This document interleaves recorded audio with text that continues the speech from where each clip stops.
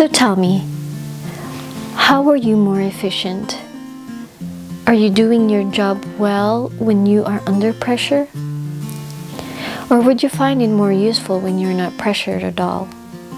How do you manage your fear? Are you avoiding fear until you have no choice anymore but to do something about it? Or are you dealing with it right away without hesitation? These questions are relevant to success. Hello, beautiful beings. Since I can remember, I mostly choose to be uncomfortable if I want to succeed. There is something in the difficulty that I find attractive. Like I mentioned in my previous video, if we are willing to do the hard way, life will be easy. Even though I'm not that competitive, I do love challenges. When I was in the university, there was a time I decided to switch my major from computer science to business administration. The main reason why was that I got overwhelmed by my current major at that time. Let me go back to the very beginning to why I choose to study computer science. The truth is, I was really not planning to take that degree. The one that interests me most was computer engineering. The day of admission was exciting. I remember we had long lines inside the stadium, full with students, and there were appointed faculty members in different divisions.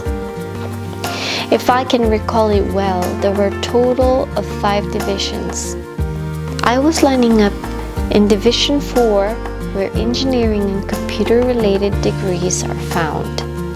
Finally, it was my turn. I was asked what degree should I take, and I excitedly answered computer engineering. I was smiling wild until I heard her say, "We do not offer that degree." I couldn't believe it. I was frozen and I was like, "What?" in my own head. Thinking about it now, I wish I can go back on that day and figure out why I thought they offered that degree. What happened? Why did I not research about it? If the resources in 2002 were as wide as today, I would definitely have done my research. Anyway, I can't do anything about it now. And I'm definitely wiser than yesterday. So yes, I was asked what degree should I take, knowing that the first and only choice I want is not available. I guess I was too clueless at that moment that she suggested I can just take computer science. I remember she mentioned it is kind of the same with computer engineering. I also thought, yes, it seems the same. It has computer in it. Darn, what was I thinking? But I understand. I was in a long line. Someone behind me was waiting for his or her turn. I was in a huge pressure to know what I want to do for the rest of my career life. And also because I can't stand there the whole day and I didn't even have a plan B. So I said, okay, I will take computer science. Going back to shifting my major, I did it, but only for a week. What happened? Well, I got bored. Apparently, I find business administration so easy. I was a good student since I never copied homework, while I did a lot of copy and paste and editing in my previous major. I didn't have the feeling of being nervous and anxious. There was a moment that I decided to go back to computer science again. That was the time that I was asked by some of my classmates if they could copy my homework. I was thinking, but why copy? This was an easy assignment. So the next day, I switched back to computer science. There I was, happy to be back, even though I felt like I may regret it. You may wonder why. I just like the feeling of being uneasy, uncomfortable, at risk, and being on edge. On our last year, we need to present a thesis. Now this scared me since I was a freshman. Just to let you know, I was taking this major without personal computer. My single mother couldn't afford to buy me one, and I also do not like to demand. She already had been borrowing money for my tuition fees and even for my allowances. So why make it more difficult for her? Going back to the thesis story, there were 2 teachers handling that class. My teacher has qualities that many students will prefer. She's pretty, approachable, very kind, and she won't make the class too difficult for her students. While the other teacher was very passionate to his work. Strict. He can be tactless, and his teachings are more difficult. Well, I know me.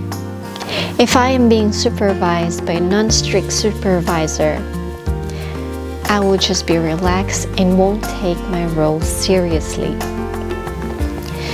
So I switch to the strict one. Even though I know his class will overwhelm me, I know I will be more focused and be serious. The truth is, he was my favorite teacher in my university days. He was like a typical Asian parent who cares and loves his children, but who makes sure you learn the hard way. In his class, we were divided into groups of 3 students each. I was happy with my team.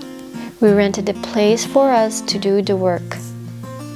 One did the programming, while I and the other one did the paper. It was a lot of fun, and it had a lot of pressure too.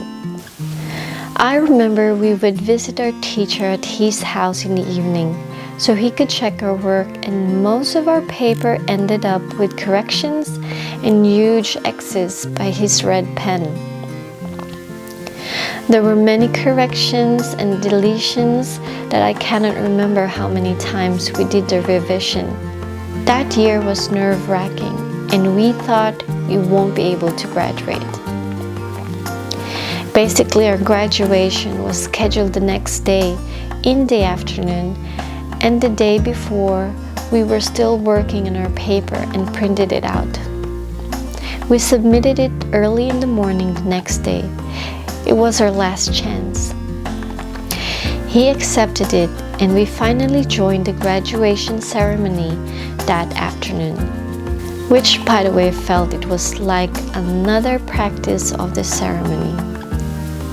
In my life, I was more efficient in times I was struggling, the times that I was out of my comfort zone, the fear that most people choose not to face. Of course, there are fears I choose not to deal with, but if it will be the stepping stone of the next level to success, then I will try doing it. Trying it over and over again until it gets easier.